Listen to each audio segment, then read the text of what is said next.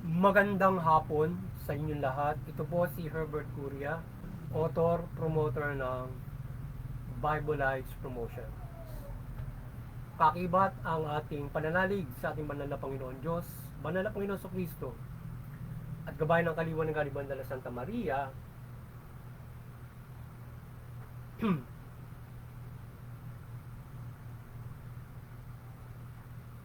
Ay ating pong ibinabahagi sa inyo sa linggong ito ang mensahe ng ating banal na Panginoon Diyos. Ang tema ng mensahe ng ating banal na Panginoon Diyos ay maging makatotohanan para sa katarungan, gabay ng Panginoon Diyos at Panginoong Hesukristo sa katotohanan. Ngayon po ay babasahin ko sa inyo ang mga mensahe ito mula po sa bagong tipan ng mabuting balita na paghahari ng Panginoon Diyos mula Panginoong Hesukristo. At ayon po dito sa mga taga-Kolosas Kabanata 1, talatang 4 hanggang 6, ito po ang mensahe. Sapagkat nabalitaan namin ang tungkol sa inyong pananampalataya kay Kristo Jesus at ang pag-ibig ninyo sa lahat ng hinirang ng Diyos dahil sa pag-asang kakamtan ninyo ang mga inihanda para sa inyo doon sa langit. Nalaman ninyo ang tungkol sa inaasahan ninyong ito nang ang salita ng katotohanan, ang mabuting balita na ipinangaral sa inyo, ito'y lumaganap sa buong sanlibutan at nagdala ng pagpapala tulad na nangyari sa inyo mula nang marinig ninyo at mapatunayan ang katotohanan tungkol sa kagandahang loob ng Diyos. Pagpatuloy po natin sa mga taga-Epeso, Kabanata 4, talatang 13 hanggang 15. Ito po ang mensahe. Sa gayon, tayong lahat ay magkakaisa sa pananampalataya at pagkilala sa anak ng Diyos at maging ganap ang ating pagkatao ayon sa pagiging ganap ni Kristo. Hindi na tayo matutulad sa mga bata na nadadala ng bawat aral parang sasakyang dagat na sisiklot-siklot ng mga alon at tinatangay ng hangin. Hindi na tayo malilinlang na mga taong hangad ay ibulid tayo sa kamalian. Manapay sa pamamagitan ng pagsasalita ng katotohanan, sa diwa ng pag-ibig, magiging ganap tayo kay Kristo na siyang ulo. Pagpatuloy po natin sa kay Apostol San Lucas Kabanata 12, talatang 2 hanggang 3. Ito po ang mensahe. Walang natatago na di nalalantad, walang nalilihim na di nabubunyag. Ano mang sinabi ninyo sa dilim ay maririnig sa liwanag, at ano mang ibinulong ninyo sa mga silid ay ipagsisigawan. Pagpatuloy po natin kay Apostol San Juan Kabanata 8, talatang 12, talatang 11. Ito po ang mensahe. Muling nagsalita si Jesus sa mga tao. Wika niya, ako ang ilaw ng sanlibutan. Ang sumunod sa akin ay magkakaroon ng ilaw na nagbibigay buhay at di nalalakad sa kadiliman. Pumatol man ako, tama ang aking hatol, sapagkat hindi lamang ako ang humahatol, kundi ako at ang amang nasa langit. Pagpatuloy po natin sa taga-Roma Kabanata 13, talatang 9 hanggang 10. Ito po ang mensahe.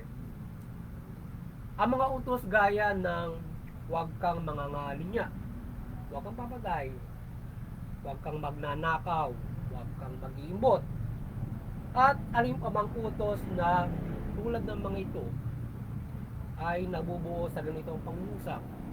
Ibigin mo ang iyong kapwa gaya ng iyong sarili. Ang umiibig ay hindi gumagawa ng masama kanino man. Kaya ang pag-ibig ang kabuuan ng kautusan.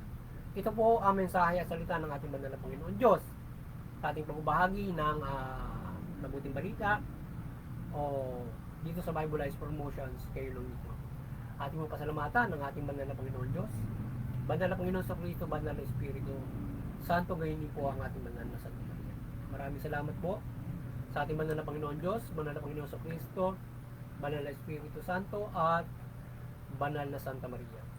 Ngayon naman po ipaliliwanag ko sa inyo ang mga mensaheng ito mula po sa tema na maging makatotohanan para sa katarungan, gabay ng Panginoon Diyos at Kristo Jesus sa katotohanan. So yan, nais ibabati sa ating ng banal na Panginoon Diyos na kung paano tayo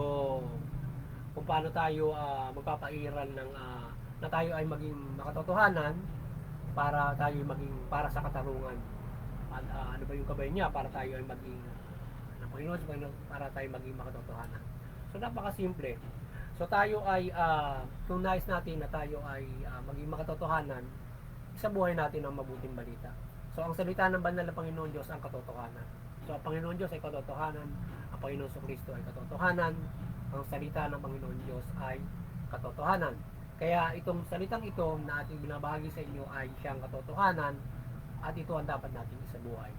So ngayon, kung tayo makatotohanan na nagsasabuhay ng mabuting balita gaya ng ating panangaral noong nakaraan na kung paano pairal ng katarungan ng Panginoon Diyos, kung mamumuhay tayo ng makatotohanan sa mabuting balita, tayo ay namumuhay ng makatarungan.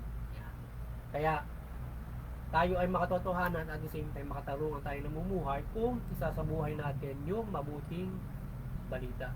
So sa pamamagitan ng pagtupad natin ng kalooban ng Panginoon Diyos, kung paano tayo mamumuhay, we live in truth, we live in justice. So ganun tayo mamumuhay from the good news na ating ibinabahagi sa inyo. Ayan. Kaya ano-ano ba yung mga nilalaman ng mabuting balita para magabayan tayo sa katotohanan, kagaya ng halimbawa, tayo ay magpapairal ng, syempre sabi ng Panginoon Diyos, paano ka ba magpapairal ng makatotohanan mula doon sa mabuting balita? Syempre unang-una may pananampalataya tayo, pagkatapos syempre gusto din natin yung aral ng Panginoon sa Kristo. Paano ba yan? Halimbawa, sa udyok ng pag-ibig ay ganyan tayo dapat magiging makatotohanan. Halimbawa, yung huwag kang magnanakaw, huwag kang papatay mo sa pungutos. So sa pamamagitan ng kung tayo ay may pagmamahal sa kapwa-tao, ay tayo ay nagiging makatotohanan. So tayo ay hindi gagawa ng mali. So sabi ng Bible ay gumawa tayo ng wasto, mabuti, matuwid, yan, makatarungan. So ibig sabihin kung ikaw ay matuwid, makatarungan mula sa udyok ng pag-ibig, ikaw ay nagiging makatotohanan. Namumuhay tayo sa liwanag o kaliwanagan ng Diyos. Ngayon kung tayo namumuhay sa dilim, tayo ay sinungaling, tayo ay namumuhay sa kamalian. So hindi tayo makatotohanan.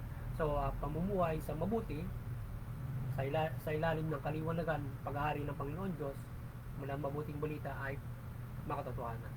So naging makatotohanan tayo sa pamumuhay sa kaliwanagan. Ano bang ibig sabihin ng kaliwanagan na yun? Mabuting pamumuhay. So kung mamumuhay tayo sa matuwid, mabuti, maka-spiritual na mabuti sa pananampalataya sa Panginoon Diyos, yun ang makatotohanan.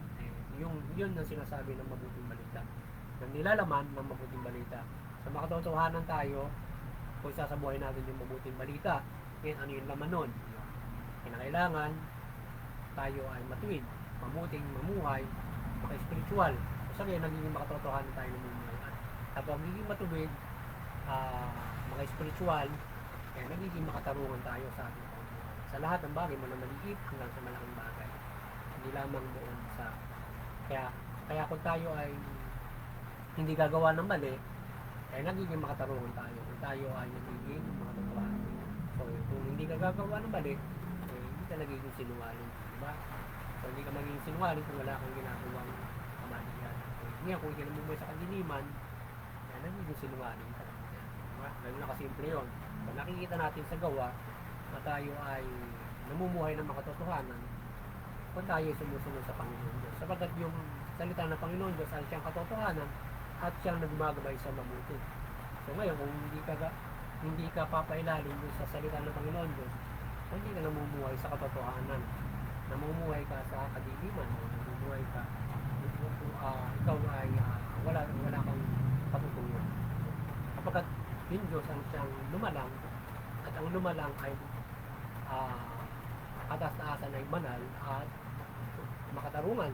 So kaya yung salita at ang Diyos ay makatotohanan. Kaya yung salita na siyang katotohanan at makatarungan ay ginagabay sa atin kung paano tayo makapamuhay.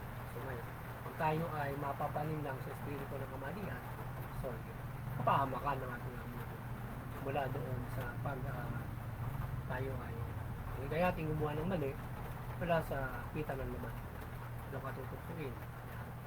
Paano yung pita ng laman mo ay doon ka mabubulsod ng grabing kamalian na magdudulo sa iyo ng kamatayan. Kaya muli, sana ay nagabayan na naman kayo ng Bibleized promotion sa inyong spiritual na pamumuhay. Magkaroon kayo ng malaking pag-asa sa inyong kaligtasang spiritual. At sana patuloy tayong gabayan ng ating banal na Santa Maria, Panginoon Diyos, Panginoon sa Kristo, Banal na Espiritu Santo, gabayan tayo ng banal na Santa Maria ng kanyang presensya, kaliwanag ang pagmimilagro sa mga oras na ito. Yan. Na tayo ay kanyang patuloy na gabayan sa ating pagbabahagi ng mabuting balita, hindi lamang sa tuwing oras na tayo ay babahagi, kundi sa panahon ito na tayo ay gabayan niya ng kanyang presensya, kaliwanagan, at magabayan ng lipunan Pilipino, bagay ng buong mundo sa pananampalataya sa Panginoon Diyos at pagtupad ng kanyang kalooban mula dito sa mabuting balita. At magkaroon tayo ng malaking pagkasa sa kaligtasan ng spiritual na makabubuhay tayo ng maayos, mabuti ayon sa kalooban ng Panginoon Diyos. At doon sa interpetuity, tayo ay magkaisa yung iba't ibang mga reliyon. Sana kayo maliwanagan naman sa Santa Maria at kayo mga kayat natin sa pagkakaisa sa interpetuity. Ipakunawain natin yung ating mga paniniwala na hindi tayo nauuwi doon sa hindi pagkakaunawaan at pagkakaroon ng awayan, sigalutan hanggang sa digma. Bagpos, kung tayo nagkakaisa ay nagkakaroon tayo ng kapayapaan, pagmamahal, pagtutulungan, at hindi tayo nakagagabay sa bawat family, bawat bansa, bawat komunidad, buong mundo, na magkakaiba man ng pananampalataya ay tayo naman ay nagkakaisa sa kabutihan at lalong-lalo na sa paggabay ng common good of everyone. Na tayo ay hindi magkakaiba man ng pananampalataya, nagagabayan natin ang pamahalaan for the common good or common good ng lahat, na tayo ay hindi nagkakaroon ng kaguluhan because of different belief, kundi tayo ay nag-uunawaan for the also guiding the common good para tayo nagkakaisa lalo sa mga batas. So doon naman sa CBCP and Vatican Church ay patuloy na kayo ay maliwanagan ni Banal na Santa Maria at patuloy yung pagbukulorin yung sangkatawan sa kanilang palataya sa Panginoon, simula Panginoon sa Kristo at mabuti at sa ating munting kakayanan. Tayo patuloy na nanampalataya sa ating banal na Panginoon Diyos, Panginoon sa Kristo, Banal na Espiritu Santo, so hindi sa ating banal na Santa Maria. Patuloy gabayan tayo ng kanyang kapangyarihan, pagmimilagro, mula sa gabay ng kaliwanagan ng Banal na Santa Maria, presensya, sa ating mga bahagi ng mabuting balita at iba't ibang mga gabay ng pagmimilagro. Lalo-lalo na sa paggabay sa pangamalaan. Paggabay tayo ng kanyang pagmimilagro sa pamumuhay na ito, sa pagpapalaganap ng mabuting balita, pagbubuklod na sa ating sana kayo ay ating buklod sa gabay ng Panginoon Diyos, Panginoon sa Panginoon at Panginoon Santo at Banal na Santa Maria. Mula doon sa pagpapalaganap ng mabuting pagpapalima at pangangaral ng mabuting balita. At doon sa pamahalaan, magabayan kayo ni Mother Mary at kayo ay nagbedi ng mabuting balita at mamahala kayo ng mabuting matuwid. Tugunin nyo yung karapatan ng pantao, patas ng hustisya at mabuting pamamahala. Sa gayon yung inyong mamamayang makikinabang sa inyong mabuting pamamahala, pagpapayagan ng patas ng hustisya at karapatan ng pantao. At higit sa lahat ay siyempre makakapamumuhay sila ng ayon sa karapatan, mapayapa, maunlad. At higit sa lahat makakapanampalataya sila sa ating mahal na Panginoon Diyos, Panginoon sa Kristo, o ano man yung kanilang iba't ibang pananampalataya, maging hindi nila palataya. Uli, sana patuloy tayong pagpalain at protektahan ng banal na Panginoon Diyos, Panginoon sa Kristo, Banal na Espiritu Santo, sa gabay ng Banal na Santa Maria, at sama-sama tayong mamuhay ayon sa mabuting balita. At magandang hapon sa inyo lahat at God bless you.